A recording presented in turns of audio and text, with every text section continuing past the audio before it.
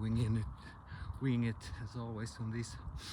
I just had I think it's 16 kilometers run, and usually you're high on endorphins and other things in your body, so you're kind of alert. And I usually, before these long runs, I usually just gulp a big strong cup of coffee, so it's adding to that too. Quite challenging in the middle of it, but not in the best sort of daily form. But anyway, I just realized I should probably do one of these again. It's a while since the last one, and I usually love doing this after a run. And so I thought, what should I bring up? And just 2 minutes ago, I just figured I probably should talk about. I don't know why that popped up into my mind, but some days ago I stumbled upon a video. I think it was by is his name Sam Altman? I think it's the sort of CEO of OpenAI. I just stumbled upon his video, and he said something like that. I don't remember exactly, but something akin to knowing what it means to be an entrepreneur, and or I guess in general, but specifically entrepreneur. And when he talks about momentum and motivation. So when you usually get stuck, it's not necessarily because, I think his point was that it's if you don't have the momentum, that's why you don't feel motivated doing it. So I don't remember if his point was basically you're doing the wrong thing, or if you're doing it in a way that's bad, because if you don't have momentum, you will never feel sort of satisfaction of accomplishing things, because you're basically not accomplishing anything. And so, on that theme, when I thought about that, another thing that popped up into my mind about this sort of pushing through versus doing something else or something better. And it is sort of a should you say spectrum or nuance or to this, because it really depends. It's not the one or the other. It's basically how do you tweak your method, how far do you go in your new approach to things. Are you doing something completely else, or are you doing something that's a tweak to achieve a new result? Because and this another thing that popped up in mind was this Albert Einstein quote that I think it's from him, that what is it? Insanity is doing the same thing over and over again and expecting the same results, or not expecting the same results, because that's obviously what's usually going to happen. But another even more, I don't know why that, it's years ago I thought about it, but it's a book from, I think his name is,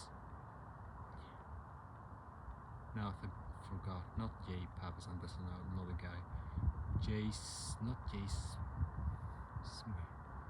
Anyway, the book is Disrupt Yourself. It's a very wise cover. The cover is just fishes going in one direction, a stream of fish, and one fish is going in the other direction. And the book's name is Disrupt Yourself.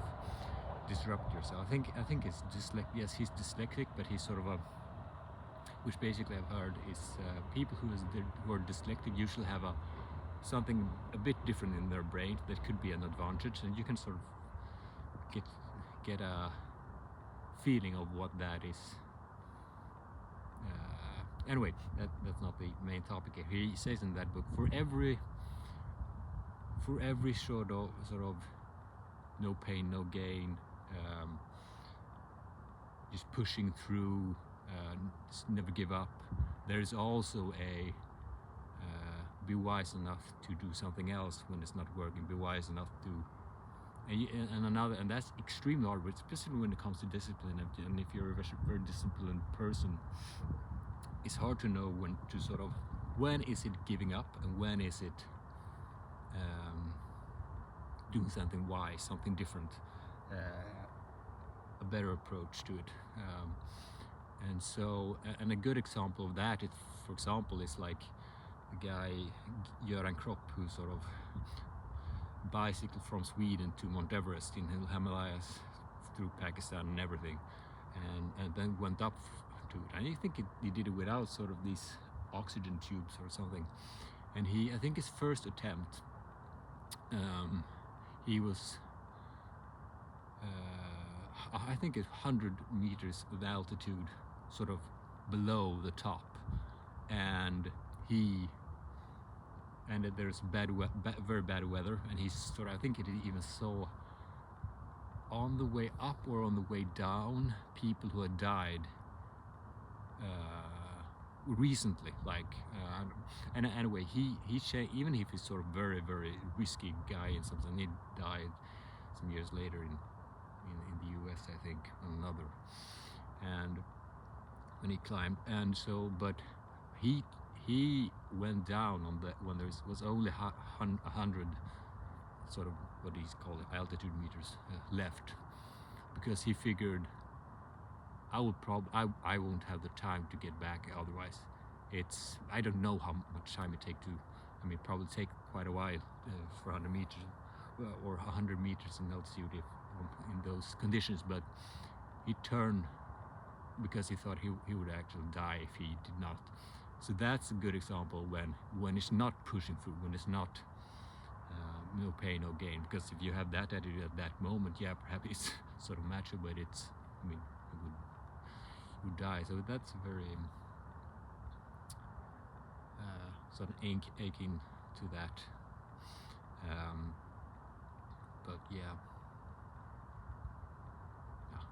I don't know if I have any else in my mind, but the general question of doing something different in life in general, and the methods on your mission or whatever it is, and finding new methods of doing things,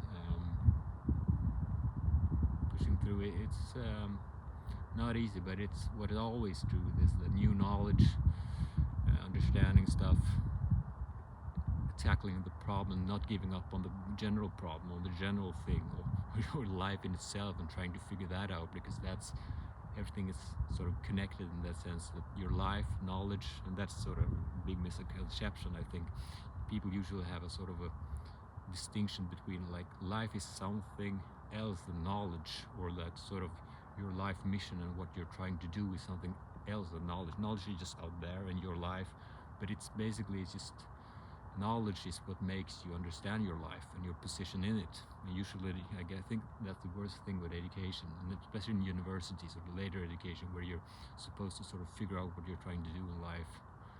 Sort of the Peter Thiel quote of the universities are meant to be the place for thought, but ends up being substitute for thought.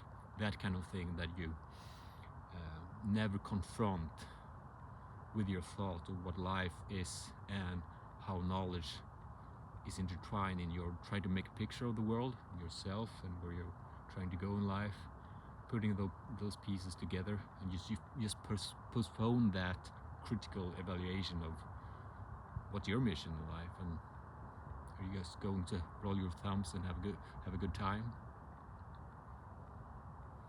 Nothing to raise a runestone to.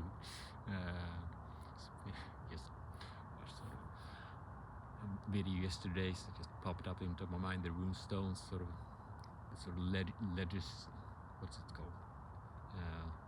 Creating a sort of legacy or something akin to that. Just because, I mean, I think you shouldn't be over ambitious sometimes, but you shouldn't be under ambitious as well. I mean, trying to do something great and leaving something after you in this world, it's a good thing. It shouldn't be taken as hubris. I mean, yeah, you could have hubris, but having a mission it's an ethical thing to try to contribute. So yeah, I'll probably end on that.